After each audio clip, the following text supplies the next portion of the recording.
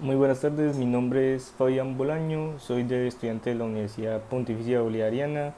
Este video lo haré para Fundamentos de Química en el horario de miércoles y viernes de 2 a 4. Este video va a contener un ejercicio de fórmula molecular y empírica y otro ejercicio de gases. Entonces, vamos. Bueno, aquí estamos con la presentación que hice para poder presentarles los ejercicios que me salieron. Entonces, aquí están. El primero es una de fórmula molecular y empírica. Entonces, el ejercicio es así. El tiófeno es un disolvente orgánico formado por carbón, hidrógeno y azufre, que sometido a combustión completa produce CO2, H2O y SO2. Cuando se quema una muestra de 1,086 gramos de tiófeno, se produce 2,272 gramos de CO2, 0,465 gramos de H2O y 0,827 gramos de CO2. Determinar la fórmula empírica del tiófeno. Algo para recordar es que la fórmula empírica es la proporción más pequeña de un compuesto químico y la fórmula molecular es de alguna manera la fórmula que expresa el número real de los subíndices de la fórmula. Entonces es para tenerlo en cuenta y poder desarrollar el ejercicio que nos piden con estos datos que nos dan. Entonces pues vamos a resolverlo. Bueno, aquí estamos con el ejercicio. Entonces nos dice que el tiofeno, que tiene compuestos de carbón, hidrógeno y azufre, nos va a producir, si se mete a una combustión completa, nos va a producir CO2, H2O y también nos va a producir SO2. ¿Sí? Cabe resaltar que al ser combustión completa, obligatoriamente nos tiene que botar CO2. Es como una nota para agregar que el ejercicio pues está correcto también. Al ser combustión completa nos tiene que salir como producto CO2. Listo, entonces empezamos con los datos que nos da el ejercicio. Nos dice que tiofeno nos da 1,086 gramos y de CO2 nos dan 2,272 gramos. De H2O nos dan 0,465 gramos y de CO2 nos dan 0,827 gramos. Listo, entonces estos son los datos que nos dan en el ejercicio. Listo, entonces ¿qué es lo que debemos hacer? Como el ejercicio nos está pidiendo son los índices de esto, y lógicamente tiene que ser los menores, o sea, de una manera en que no se puedan simplificar, ya que es la fórmula empírica. Lo que tenemos que hacer es pasar estas unidades a moles y a partir de ahí sacamos los atomogramos de esas moles de los componentes, y con ese resultado es el que ponemos en los subíndices para dividir por el menor. En el proceso vamos a ir viendo todo esto que acabé de decir. Entonces, por ejemplo, empecemos con el CO2. ¿Sí? Nosotros tenemos 2,272 gramos de CO2. Entonces, a partir de esto lo vamos a pasar a moles. ¿Cómo lo pasamos a moles? Pues con el peso atómico. Entonces, sabemos que una mol de CO2 son 44,01 gramos de CO2. Eso me equivale a una mol de CO2. Entonces, al hacer esta conversión, se nos van gramos de CO2 con gramos de CO2 y nos quedan moles de CO2. Y también, como les había comentado, también lo tenemos que pasar a atomogramos. Entonces, una mol de CO2, ¿cuántos atomogramos de carbón tiene? En este caso, también tiene un atomogramo de carbón. ¿Sí? Este es el caso porque nada más tiene de subíndice el número 1, pero si nos hubieran pedido los atomogramos de oxígeno, serían 2 atomogramos por 1 mol de CO2. Listo. Pero entonces, ¿por qué calculamos nada más el del carbono? Porque ese es el elemento que nos están pidiendo. No calculamos el del oxígeno porque en el compuesto no aparece oxígeno. O sea, sería un cálculo innecesario. Entonces, al operar esto, nos dan 0,0516 atomogramos de carbono. Listo. Hacemos el mismo proceso con el agua y con el SO2, pero al agua le sacamos el hidrógeno, porque es el compuesto que necesitamos, y el azufre a este compuesto. Entonces eso es lo que hacemos. Tenemos de agua 0,465 gramos de agua. Entonces eso lo vamos a pasar a moles. Entonces necesitamos cuántos gramos pesan el H2O. El H2O en gramos son 18,015 gramos de H2O. Eso me va a equivaler a una mol de H2O. Entonces gramos de H2O se me cancela con gramos de H2O y me quedan en moles. Y hacemos el mismo proceso para sacar los atomogramos que hay de hidrógeno en el agua. Entonces una mol de H2O, ¿cuántos atomogramos de hidrógeno tiene? 2 atomogramos de hidrógeno, que es el elemento que debemos sacar del compuesto. Y también se cancelan estas unidades, mol de H2O con mol de H2O, al igual que esta. Por esa razón nos queda atomogramos de carbono, y aquí nos van a quedar atomogramos de hidrógeno. Ese proceso nos da 0,0516 atomogramos de hidrógeno. Volvemos a hacer el mismo proceso con el SO2, que sería 0,827 gramos de CO2.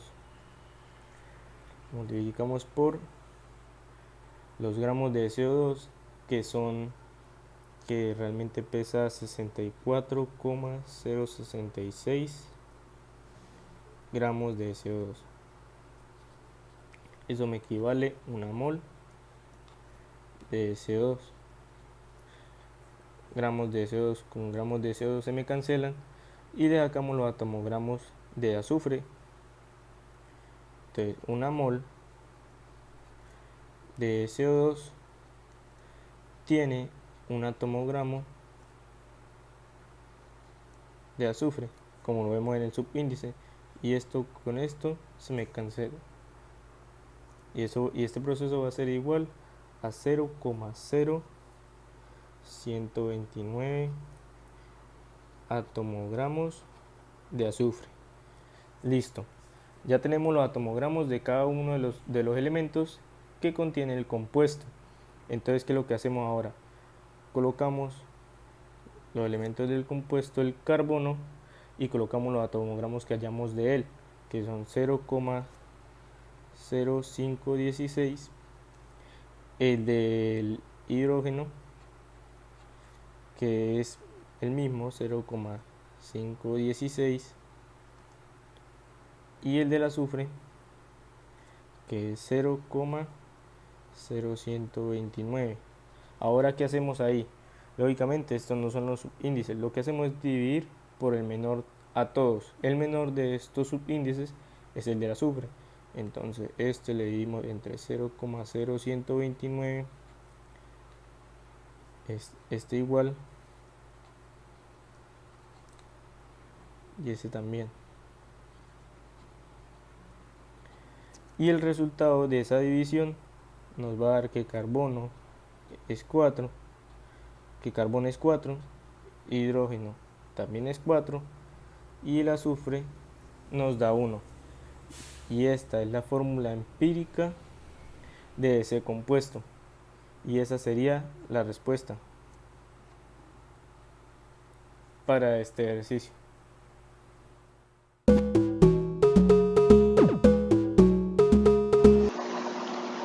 Listo, entonces entonces estamos en la diapositiva otra vez y pasamos para el ejercicio de gases. El ejercicio nos dice así: cierta cantidad de gas está contenido en un recipiente de vidrio a 25 grados centígrados y a una presión de 0,8 atmósferas. Supongan que el recipiente soporta una presión máxima de 2 atmósferas. ¿Cuánto se puede elevar la temperatura del gas sin que se rompa el recipiente? Primero, para esto voy a leerles cada una de las leyes que aplican en los gases y voy a darle una breve explicación. La ley de Avogadro nos dice que el volumen y el número de moles es directamente proporcional, pero esto tiene una condición, que la presión y la temperatura tienen que ser constantes. La ley de Boyle nos dice que el volumen y la presión son inversamente proporcionales, pero esto tiene otra condición, que la temperatura y el número de moles tienen que ser constantes también. Esto la ley de Boyle la podemos sacar un poco con lógica. Si nosotros tenemos mayor volumen es porque tenemos menor presión. Eso significa porque el gas tiene menos fuerza aplicada, entonces puede expandirse un poco más, por decirlo así. Por eso es inversamente proporcional la relación entre estas dos variables. Ahora, la ley de Charles nos dice que el volumen y la temperatura son directamente proporcionales cuando la presión y el número de moles son constantes. Esto porque si uno le aumenta la temperatura a un gas, las partículas de ese gas lo que van a hacer es empezar a moverse más rápido y empezar a expandirse. Por eso, cuando se sube la temperatura a un gas, lo que hace el gas es aumentar su volumen. Entonces, a mayor temperatura, mayor volumen. Por eso es directamente proporcional. Y de esas tres ecuaciones sale la ecuación general, que es presión por volumen va a ser igual al número de moles por R, que es la constante universal de los gases, por T, que es la temperatura. Listo, entonces analizando un poco más el ejercicio, nos dice que a cuánto se puede elevar la temperatura del gas sin que se rompa el recipiente. Entonces, si nosotros aumentamos la temperatura, ¿qué es lo más probable? Que aumente también la presión. Eso significa que la temperatura y la presión son directamente proporcionales. Entre más doy temperatura, más presión va a ejercer el gas sobre las paredes del recipiente. Eso es lo que nos quiere decir y haciendo un análisis, pero necesitamos saber ese valor exacto y eso es lo que vamos a hacer ahora. Entonces pasemos a resolverlo. Listo, ya estamos aquí y me adelanté un poco, ya hice el gráfico que habíamos hecho en las diapositivas con los datos que nos da el ejercicio, las condiciones iniciales que son 0,8 atmósferas y la temperatura del gas que es 25 grados centígrados y esto de presión máxima y temperatura máxima es lo que puede soportar el recipiente que contiene nuestro gas. Aquí está nuestro gas. Listo, entonces lo que nos piden es la temperatura a la que el recipiente puede resistir, que son 2 atmósferas. Entonces, ¿qué es lo que hacemos? Lo que vamos a hacer es igualar las condiciones iniciales con las condiciones finales. ¿Y cómo lo hacemos esto? Por medio de la ecuación general, que lo vimos en las diapositivas. ¿Por qué hacemos esto? Porque es que nosotros no vimos en las diapositivas que haya una fórmula que relacione directamente la presión con la temperatura, a pesar de que nosotros hayamos dicho ya que la presión es directamente proporcional a la temperatura, pero esto es como por una demostración. Entonces, ¿qué es lo que vamos a hacer acá? Vamos a relacionar las dos variables, la presión y la temperatura, en cada una de las dos condiciones. Estas las condiciones iniciales y estas las condiciones finales. Entonces, si pasamos la t aquí a dividir, nos queda la relación y el volumen a dividir también. Entonces aquí nos queda que P1 sobre T1 va a ser igual a N por R sobre B. Esa es la ecuación de la parte inicial. Y si despejamos acá, entonces nos quedaría P2 va a ser igual a T2 sobre T2 va a ser igual a N por R sobre B. Como el volumen es el mismo, el volumen no cambia porque siempre va a estar en el mismo recipiente, entonces es constante. El número de moles también es constante porque sigue siendo el mismo gas. Y R pues es una constante, la constante universal de los gases. Entonces por eso igualamos las dos ecuaciones. Como tenemos los mismos componentes, podemos decir que P1 sobre T1 va a ser igual a P2 sobre T2. Y esta es la fórmula que utilizamos. Y esto realmente es la fórmula de Gay-Lussac, es la ley Gay-Lussac.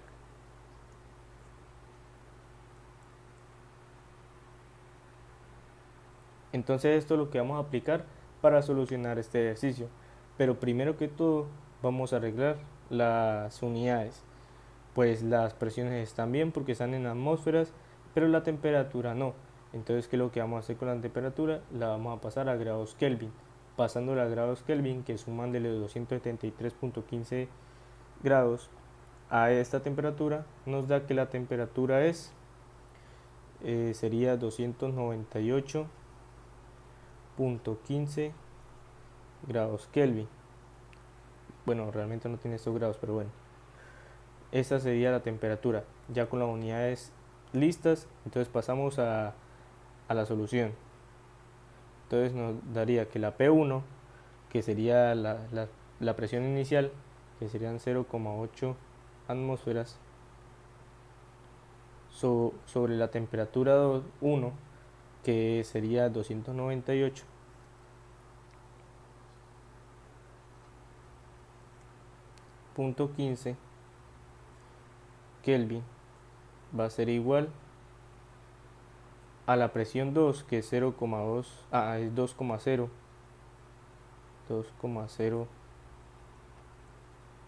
atmósferas, y la temperatura 2, que es la variable que no conocemos. Y ahí lo que hacemos es despejar. Entonces X va a ser igual a 2,0 atmósferas por 298,15 grados Kelvin sobre 0,8 atmósferas. Como vemos, aquí las atmósferas y las atmósferas se nos van. Por lo tanto, el resultado de esta fracción es 745.37 grados Kelvin. O sea que a esta temperatura se llega a la presión de 2 atmósferas. O sea que a esta temperatura se rompe el recipiente y se escaparía el gas. O sea que esta sería la respuesta a este problema.